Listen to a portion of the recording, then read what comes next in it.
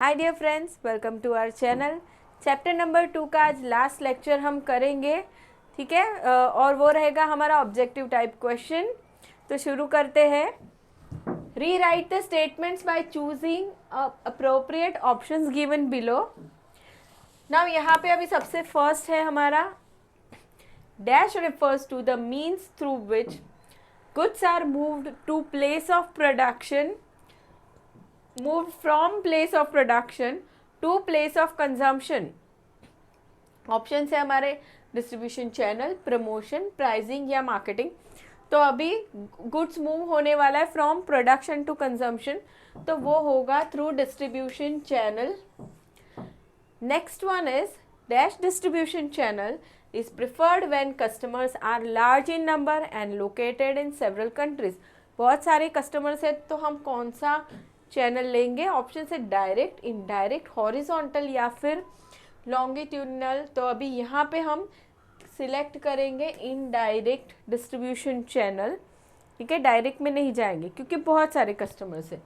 So answer is indirect. Now next third one is dash distribution channel is preferred when customers are few in number and the exporter exports in only one exporters market। देखिए customers कितने हैं? बहुत कम है और exporter एक ही export market में बेच रहा है प्रोडक्ट को। सो हमारे ऑप्शन से direct, horizontal, indirect, horizontal, direct या लॉन्गिट्यूडनल। तो answer is direct, direct distribution. Next है in case of FMCG items यानी कि fast moving consumer goods items dash channel of distribution is preferred. So option से horizontal, longitudinal, direct या indirect. तो अभी FMCG products के customers बहुत सारे होंगे, ठीक है। सो उन तक पहुंचना है तो इनडायरेक्ट चैनल सिलेक्ट किया जाएगा। Next is in case of industrial items dash channel of distribution is preferred.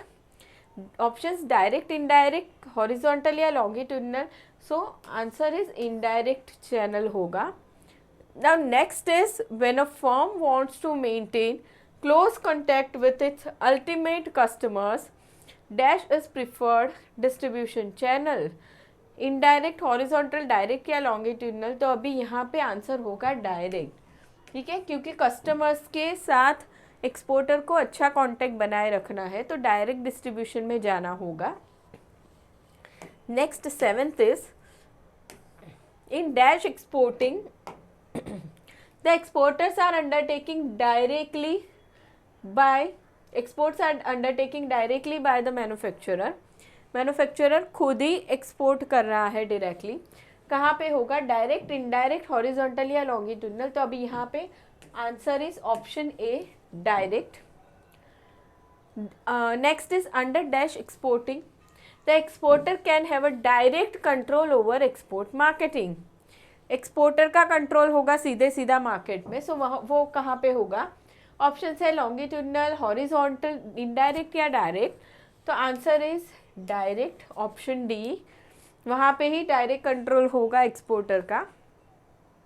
Next ninth is dash among the following is a disadvantage of direct exporting. So option है repetition, high overheads, optimum production या direct control. तो अभी हमें disadvantage देखने हैं, ठीक है। So dash among the following is the disadvantage of direct exporting. कौन सा डिसएडवांटेज होगा? रिपीटिशन नहीं है, हाई ओवरहेड्स होगा यहाँ पे, ठीक है। Option B, higher overhead. Now next one is dash among the following is disadvantage of indirect exporting. Indirect exporting जहाँ पे एक्सपोर्टर इंटरमीडियरी के थ्रू जा रहा है, ठीक है। सो अभी यहाँ पे डिसएडवांटेजेस क्या होंगे? लोअर प्रॉफिट, लो इन्वेस्टमेंट, लोअर रिस्क होगा या फिर स्पेशलाइजेशन होगा। सो यहाँ पे डिसएडवांटेज की बात हो रही है, सो आएगा ऑप्शन ए, लोअर प्रॉफिट्स। प्रॉफिट यहाँ पे कम हो जाएगा, ठीक है। Now next one is dash among the following is advantage of indirect exporting. अभी हमें एडवांटेज देखना है इनडायरेक्ट एक्सपोर्टिंग का। सो इसमें से कौन सा एडवांटेज होगा? Lower profit, lower sale, lower overhead cost या सेकेंड हैंड इंफॉर्मेशन। तो यस, लो ओवरहेड कॉस्ट, ये यहाँ पे फ़ायदा है इनडायरेक्ट एक्सपोर्टिंग का, क्योंकि सारे ही खर्चे एक ही इंसान को नहीं बेयर करने, ठीक है। So low overheads is answer. Next is dash among the following is a advantage of direct exporting. Direct exporting का क्या एडवांटेज है? High risk, high overhead, higher investment या स्प्रेडिंग ऑफ रिस्क। तो यहाँ पे होगा स्प्रेडिंग ऑफ रिस्क, ठीक है। अभी एक्सपोर्टर क्या कर रहा है? डोमेस्टिक मार्केट में तो बेच ही रहा है प्रोडक्ट, उसकी एक्सेस प्रोडक्शन कैपेसिटी को वो ओवरसीज मार्केट में भी यूज़ कर रहा है, वहाँ पे भी प्रोडक्ट बेच के। सो उसका रिस्क वो स्प्रेड कर रहा है अलग अलग मार्केट में। सो ये एडवांटेज हो गया। Now next is dash is the intermediary between the manufacturer and overseas buyer. तो अभी मैन्युफैक्चरर प्रोडक्ट बना रहा है और कस्टमर के बीच में इंटरमीडियरी कौन होगा? ऑप्शन है domestic manufacturer, trader, merchant exporter या contractor. So answer is merchant exporter. ये क्या करेगा? मैन्युफैक्चरर से प्रोडक्ट खरीदेगा, ओवरसीज बायर तक पहुंचाएगा, ठीक है। सो ये इंटरमीडियरी हो गया। Now next one is manufacturers who in small sector organize themselves into a cooperative organization for export purpose are known as, options are state corporations, export consortium, canalizing agency या export houses। तो अभी small manufacturers खुद ही एक साथ आ रहे हैं and organisation बना रहे हैं, सो उसे हम कहेंगे export consortium, option B. Next one is dash is an example of canalising agency. Canalising agency हमने पढ़ा था, ठीक है। क्या होता है? गवर्नमेंट एजेंसी होती है और कुछ प्रोडक्ट्स ऐसे हैं जो कैनलाइज किए गए हैं, जो उन एजेंसी के थ्रू ही बेचे जाएंगे। सो अभी कुछ एजेंसीज के हमने नाम भी पढ़े थे। सो अभी यहाँ पे EDP है, MIS है, ट्रिफ्ट है, TRIFED, ट्रिफ्ट एंड WTO। तो अभी यहाँ पे कैनलाइजिंग एजेंसी है, ऑप्शन नंबर सी, ट्रिफ्ट। उसके बाद नेक्स्ट वन इज गब कराया is canalise through dash in India. MIS, STC, EDP या ट्रिफ्ट। तो ये ट्रिफ्ट के थ्रू कैनलाइज किया गया है, कम कराया, इसके थ्रू ही बेचा जाएगा। Next is petroleum is canalise through. Petroleum भी एक कैनलाइज प्रोडक्ट है।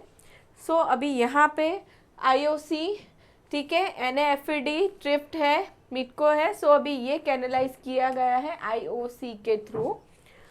Now next 18 is dash is one of the star export houses in India. Star export houses हमने पढ़े थे, वो क्या होता है? बहुत बड़े ऐसे बिजनेसेस जो बहुत ज़्यादा क्वांटिटी में बहुत ही ज़्यादा वो एक्सपोर्ट कर रहे हैं, ठीक है। सो उनको 1 स्टार, 3 स्टार, 4 स्टार, 2 स्टार, अलग अलग कैटेगरीज में उनको स्टेटस दिया गया है। सो अभी इनमें से कौन सा है वो स्टेटस? सो यहाँ पे आंसर आएगा 5 स्टार एक्सपोर्ट हाउसेस तक के स्टेटस दिए गए हैं। Next is dash is a network of people, organisation, technology, activities, information and resources involved in movement of product from supplier to customers. तो इस नेटवर्क को क्या कहेंगे? MIS लॉजिस्टिक्स, क्लाउड कंप्यूटिंग या रिसर्च। तो आंसर इज लॉजिस्टिक्स, जो product को from supplier to customers पहुंचाएगा through this chain. Now dash refers to, next is dash refers to activity of moving items within warehouse and retail store, ठीक है। Warehouse से retail store में items जा रही है वो कौन सी एक्टिविटी होगी? Inventory management, network design, facility location या मटेरियल हैंडलिंग। यहाँ पे आएगा material handling, option D, material handling. Next is dash refers to combining of many packages into one load that can be handled by forklift truck. अलग अलग packages को एक load में convert करना है ताकि ये फॉक लिफ्ट से उठाया जा सके। सो अभी उसको हम क्या कहेंगे? यूनिटाइजेशन, पैलेटिंग, कंटेनराइजेशन या डिजिटलाइजेशन। सो उसे हम कहेंगे unitisation, option A. Dash refers to putting packages made up of several unitised loads into a form that is relatively easy to transfer. ठीक है, अभी क्या बोला है उन लोगों ने, putting packages made up of several unitised load, अलग अलग जो पैकेजेस जमा किए गए हैं उन्हें एक साथ लाना। सो उसे हम क्या कहेंगे, पैलेटिंग, कंटेनराइजेशन, यूनिटाइजेशन या digitalisation. So answer is containerisation. Next 23 dash refers to the amount of space available for keeping material aboard a ship, rail or an airplane। ठीक है, तो जहाँ पे भी हम मान लो शिप पे हम गुड्स को लोड करने वाले हैं, वहाँ पे जो स्पेस अवेलेबल होगी गुड्स के लिए, तो उसे हम क्या कहेंगे, handling of cargo, valuing of cargo, storing of cargo या shipping of cargo. Answer is option C, storing of cargo यानी space available for goods. Next is dash risk covers insolvency of buyer. अलग अलग तरह के हमने risk पढ़े थे जब भी हमने इंश्योरेंस टॉपिक पढ़ा था। सो इंसॉल्वेंसी किस तरह के रिस्क में आने वाला है, पॉलिटिकल, लीगल, कार्गो या कमर्शियल, तो ये आएगा कमर्शियल रिस्क के under. Next is 25th dash risk covers risk due to war in importers exporters country. War की बात हो रही है, सो वो कौन सा रिस्क होगा हमारे लिए, वो होगा हमारा political risk. Next is dash is a consumer oriented promotion tool. अलग अलग प्रमोशन टूल्स हमने पढ़े से, सो कस्टमर ओरिएंटेड कौन सा है, ऑप्शन है credit terms, stock return, free samples या push incentives.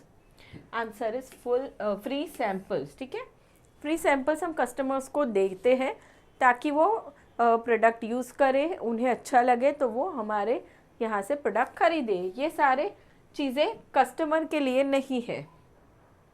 Next is dash are trade oriented promotion tools. Trade oriented यानी बिजनेसेस उनके डीलर्स या एजेंट को मोटिवेट करने के लिए कौन सा टूल यूज़ करेंगे। ऑप्शंस है डीलर ट्रॉफीज, डिस्काउंट्स, कूपन्स या कॉम्बो पैक्स। तो आंसर आने वाला है डीलर ट्रॉफीज। ठीक है, ये कूपन्स, डिस्काउंट्स, कॉम्बो पैक्स तो कंज्यूमर के लिए हो जाएगा। Next is dash is a face to face communication between exporters firm and its importers. Face to face communication कौन सा है, so personal selling, advertising, sponsorship या sales promotion. So answer is personal selling. Next 29 is dash is a longer channel of distribution in export business.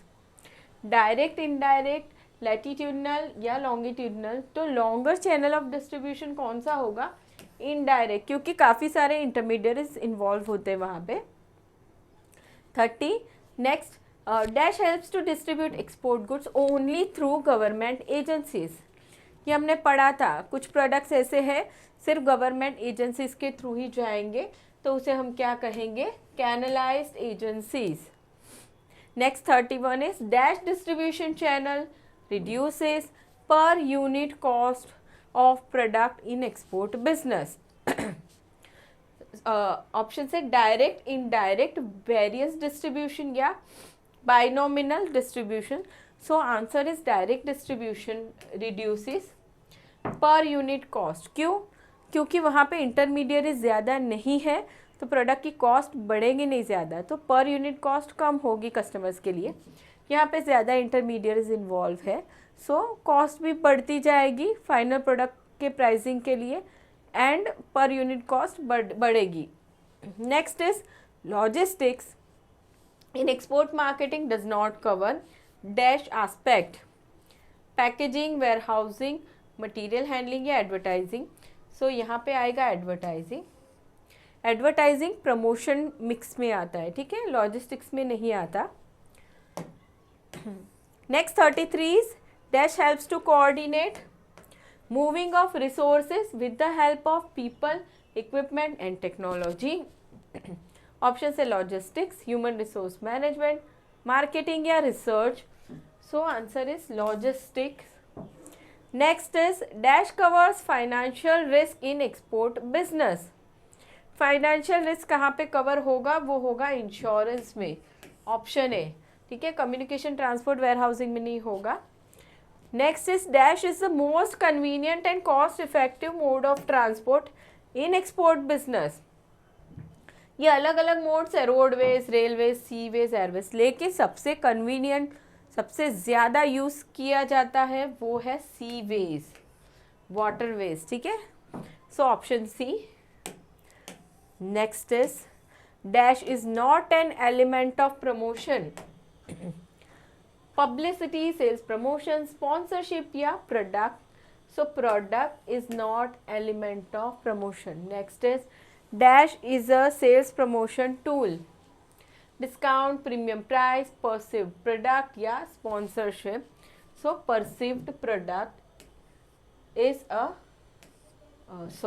37 is dash is a sales promotion tool. So discount, premium price, perceived product या sponsorship. So discounts are sales promotion tools. Next 38 is trade fairs and exhibitions.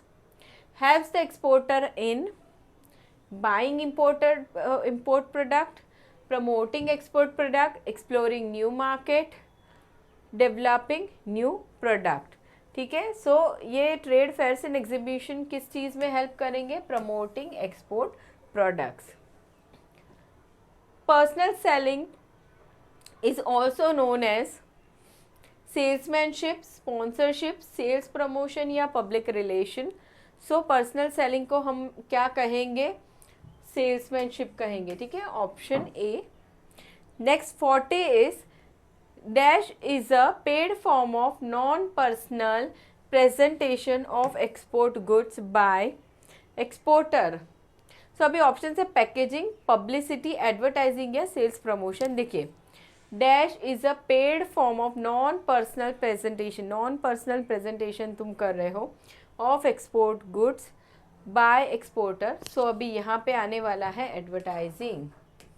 ये non personal है, face to face मिलके नहीं किया जाता, right. Next one is dash insurance is covered by marine insurance act 1963. So of course marine insurance आएगा, option A. Dash premium helps to cover risk occurred due to perils of the sea. तो कौन सा होगा यहाँ पे, marine premium. ठीक है, helps to cover risk occurred due to perils of the sea. Now next one is dash is not a marine insurance policy. So यहाँ पे hull insurance, time insurance, voyage plan या umbrella insurance. So answer आएगा hull insurance is not a marine insurance policy. Now next is dash is a warehousing type that holds zero inventory where products are received, processed and shipped to the exporting countries. ठीक है, अलग अलग type के warehousing होते हैं. सो एक किस type का है, जहाँ पे प्रोडक्ट आया एंड फिर उसको प्रोसेस करके तुरंत भेज देते हैं, रखते नहीं है ज़्यादा टाइम. ठीक है, सो ऑप्शन है cross docking, near shore, off shore या फिर horizontal. So answer is cross docking. Next 45 is dash is a group of exporters. Group of exporters who from trading association for mutual distribution benefit. Exporter ही खुद का group बनाएंगे for mutual distribution benefits. तो ये हमने पढ़ा था, वो होता है कंसोर्टियम. ठीक है, एक्सपोर्ट कंसोर्टियम बोलते हैं जिसे. Next is 46 dash is a promotion element that uses short term tactic to persuade the importers to make purchases. So trade fairs and exhibition, sponsorship, sales promotion या सेल्समैनशिप. तभी short term के लिए use करना है, सो salesmanship होगा. ठीक है, ऐसा ये एक प्रमोशन टूल है जो शॉर्ट टर्म के लिए काम करेगा. Next one 47 dash characteristics influence the choice of distribution channel. in export marketing. So customer global या employee morale, so of course customer characteristics देखा जाएगा. Next 48 is under dash marketing, manufacturer makes own arrangement to distribute the goods. Indirect, direct या regional, तो option B direct, जहाँ पे exporter खुद ही product को distribute करने वाला है, खुद ही अरेंजमेंट करेगा. Now next is 1 star export houses has to achieve export performance of FOB worth dash $US million during the current year and previous 2 years. Option है 25, 100 या 3. तो ये हमने जब भी पढ़ा था एक्सपोर्ट हाउसेस के बारे में, सो हमने वहाँ पे लिमिट्स देखी थी. ठीक है, 1 स्टार, 2 स्टार, 3 स्टार, सबके लिए कितनी लिमिट है उनको पूरी करनी होगी. सो 1 स्टार के लिए हमें पूछा है, तो यहाँ पे आएगा option C, $3 million.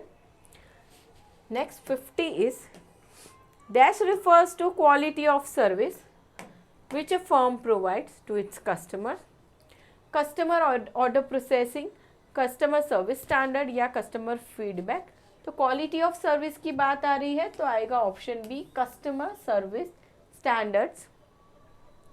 Next is a dash warehouse keeps the product for a relatively long period of time. अभी ये कौन सा वेयर हाउस है जो ज़्यादा समय रखेगा प्रोडक्ट को? सो ऑप्शन है स्टोरेज, डिस्ट्रीब्यूशन या bonded. So answer is storage warehouse. Next 52, dash refers to the amount of space available for storing materials on a ship or on a plane. कि ये हमने पढ़ा था कि जो जितना स्पेस अवेलेबल है ऑन शिप हो या वट एवर प्लेन हो या जो भी हो, सो उसको हम क्या कहेंगे? उसे हम कहेंगे storage. Next 53, dash risk take place on account of insolvency of buyer. So different type of risk पढ़े थे हमने, सो वहाँ पे आंसर आएगा यहाँ पे commercial risk. Insolvency of buyer आता है under commercial risk.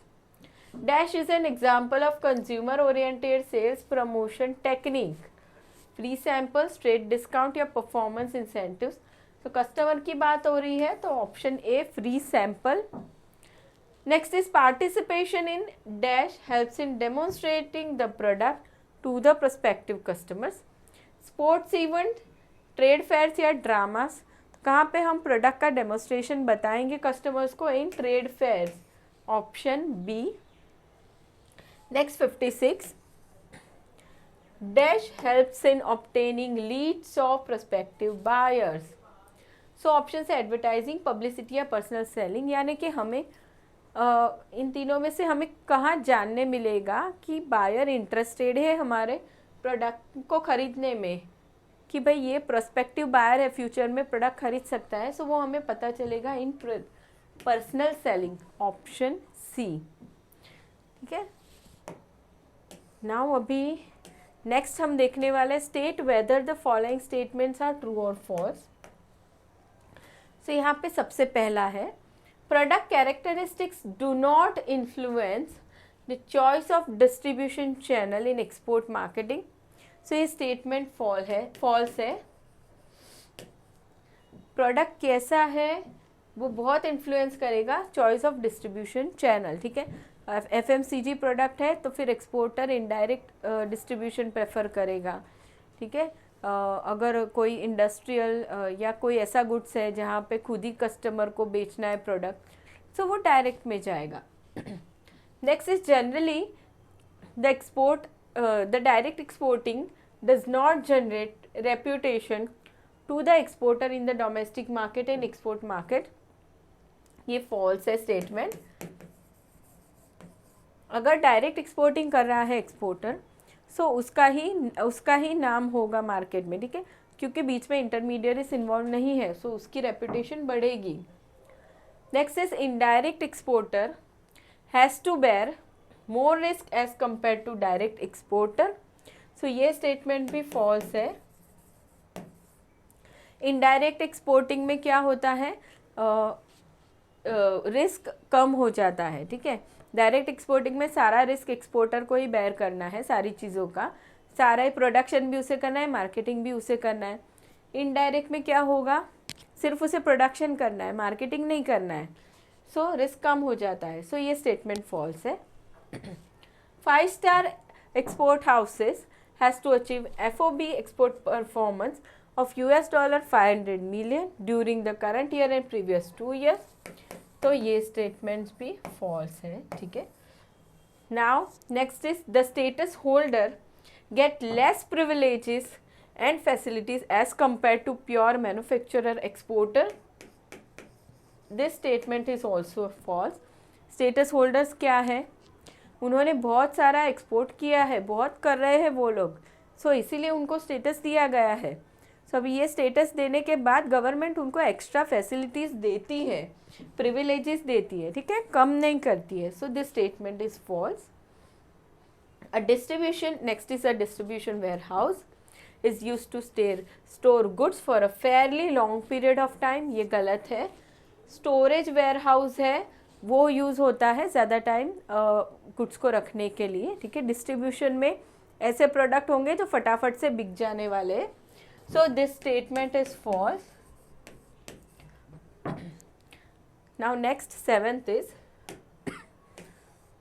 the exporter need not consider urgency of the buyer in selecting the mode of transport in international market. ये भी false है ना। एक्सपोर्टर देखेगा बायर को कितनी अर्जेंटली प्रोडक्ट चाहिए, मान लो कोई मेडिसिन वगैरह बहुत अर्जेंट पहुंचाना है, सो फिर वो एयर ट्रांसपोर्ट ज़्यादा प्रेफर करेगा कंपेयर टू वाटर या रेल या रोड, ठीक है। So this statement is false. Next one, commercial risk take place on account of war, civil disturbances etcetera in importers country, this statement is also false, ठीक है। Commercial risk में कौन सी चीज़ें आती हैं, insolvency of buyer etcetera, war, civil disturbances आता है under political risk, so this is false. Next is advertising helps in handling objection of the buyer, this statement is false. Objections of the buyers को कहाँ पे handle किया जाएगा, in personal selling. Personal selling जब होता है तभी buyer resist करेगा प्रोडक्ट खरीदने के लिए, ऑब्जेक्शंस लेगा, सो उस समय पता चलेगा कि उसको क्या प्रॉब्लम है। एडवर्टाइजिंग में ऑब्जेक्शन कस्टमर उस टाइम नहीं करेगा। Now last one is an advertiser in the international market must consider advertising code drafted bye advertising standard council of India. देखिए एडवर्टाइज़र ने कोड ऑफ कंडक्ट फॉलो करने हैं while making advertisement, वो बात सही है, लेकिन वो रूल्स डिफरेंट कंट्री के लिए डिफरेंट होंगे, ठीक है। Advertising standard council of India नहीं बनाएगा उसे, ठीक, उसके रूल्स उसको फॉलो नहीं करने, सारी कंट्रीज़ के देखने होंगे। So this statement is also false, ठीक है। चलिए स्टूडेंट्स, सो हमने यहाँ पे इस चैप्टर के ऑब्जेक्टिव टाइप क्वेश्चंस ख़त्म कर लिए हैं और चैप्टर नंबर 2 यहाँ पे ख़त्म हो गया है। नाउ अभी नेक्स्ट लेक्चर में हम शुरू करेंगे चैप्टर नंबर 3। मिलते हैं वहाँ पे। Thank you so much.